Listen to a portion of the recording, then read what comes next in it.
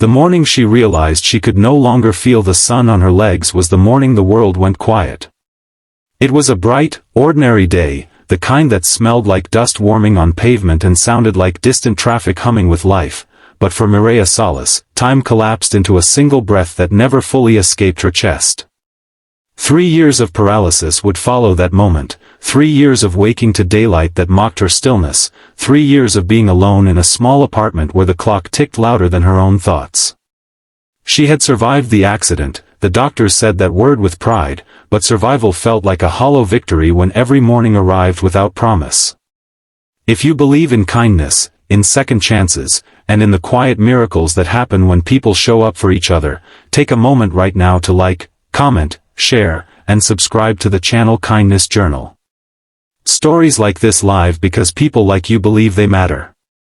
Mireia's days began with light spilling through thin curtains, painting the walls in pale gold. Daytime was both her comfort and her curse.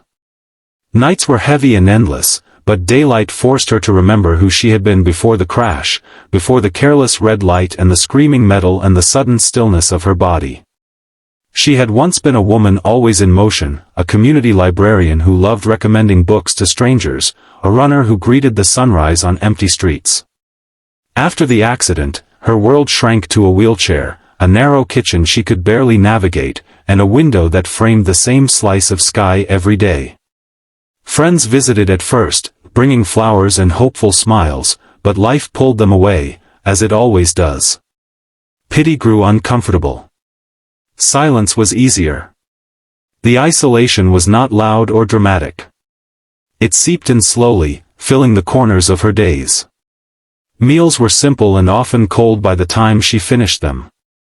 Physical therapy appointments came and went, progress measured in inches that felt like miles.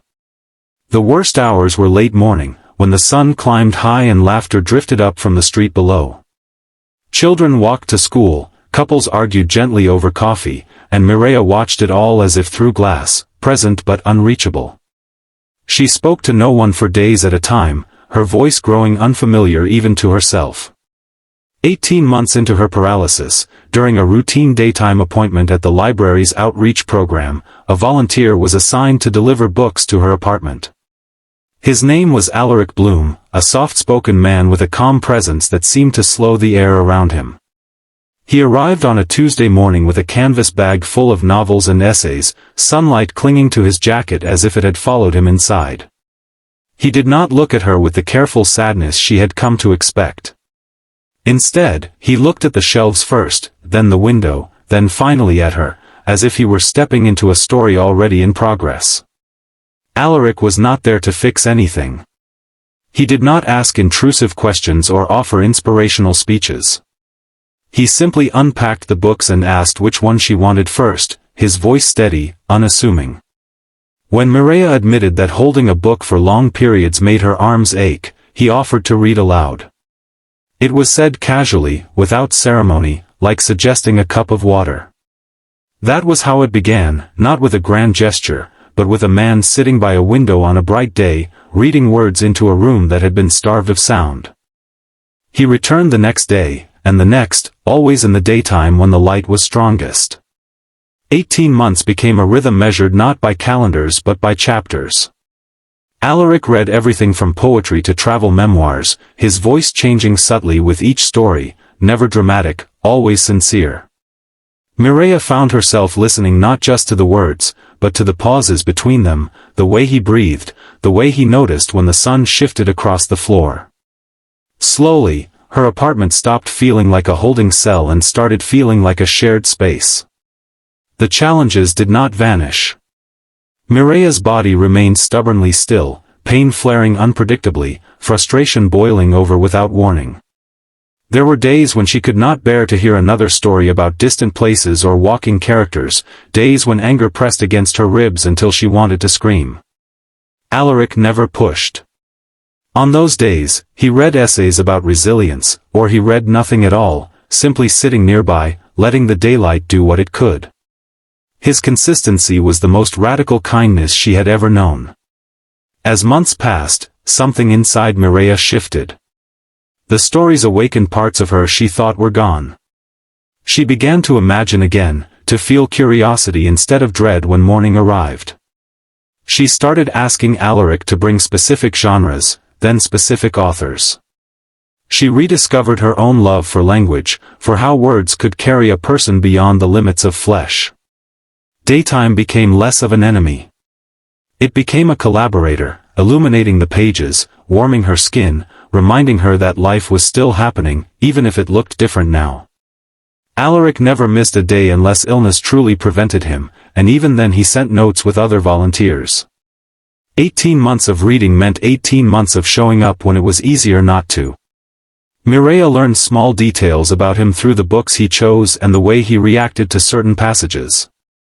He was patient, thoughtful, a man who believed that stories could save people without ever saying so out loud. She, in turn, began to share pieces of herself, her fears about being a burden, her grief for the woman she used to be. The apartment, once silent, became a place where truth was allowed to breathe. The turning point came on an ordinary afternoon when the sun was especially bright, pouring through the window with unapologetic warmth. Alaric was reading a novel about unexpected love, about lives intersecting in quiet ways, when Mireia realized that the ache in her chest was not sadness. It was hope, fragile and terrifying. She understood then that what had grown between them was not charity or obligation. It was connection, forged in daylight, sustained by presence. She did not name it aloud, but it settled into her bones with certainty. Life outside continued its relentless pace, but Mireia no longer felt abandoned by it. She began advocating for herself, requesting better equipment, pushing through difficult therapy sessions with a new sense of purpose. Alaric celebrated every small victory with the same calm joy he brought to everything else.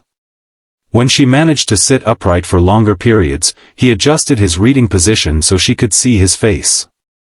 When she had setbacks, he reminded her, gently, that stories always had dark chapters before the light returned. After 18 months, the reading sessions ended not because they needed to, but because they transformed. Alaric no longer came as a volunteer with a bag of books. He came as a partner in her days, helping her plan mornings, sharing lunches bathed in sunlight, dreaming aloud about futures that once felt impossible. The world, which had gone quiet 3 years earlier, slowly found its volume again. Last year, under a clear daytime sky, Mireia married Alaric in a small ceremony filled with light. There were no dramatic speeches, no emphasis on tragedy overcome. There was only gratitude, written on their faces, reflected in the way they held hands. For Mireia, the paralysis was still real, the challenges ongoing, but they no longer defined the edges of her life. Love had entered not as a cure, but as a companion, walking beside her where she could not walk alone. As you listen to this story, if it has touched your heart even a little, please take a moment near the end to like, comment, and share this video. Your engagement helps stories of quiet kindness reach the people who need them most. Just before we close, we have a special request for you. Please comment below with one small act of kindness you believe can change a life. Your words might be exactly what someone else needs to read today. In the bright, ordinary days that followed, Mireia learned that miracles rarely announce themselves. They arrived disguised as routines, as borrowed voices reading borrowed words, as people who show up again and again without expecting applause. Her life did not return to what it was, but it grew into something deeper, something earned. And in the steady glow of daytime, with a man who once read her stories and now helped her write her own, Mireia discovered that being alone had never been her destiny.